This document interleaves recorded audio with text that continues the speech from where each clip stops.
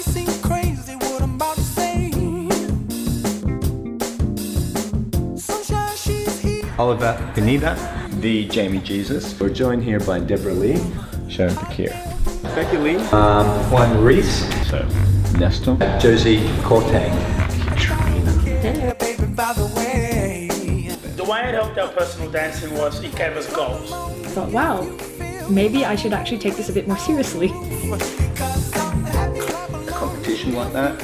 How did that help your dance? And every time I travelled, I just did every workshop I could to practice from everyone I could. And then Did extensive ballet, jazz, tap. And those goals were a benchmark. And at that time, the benchmark were people like Liz Lira and Alex De Silva. Going to compete, I still work hard and need as much practice as anyone else.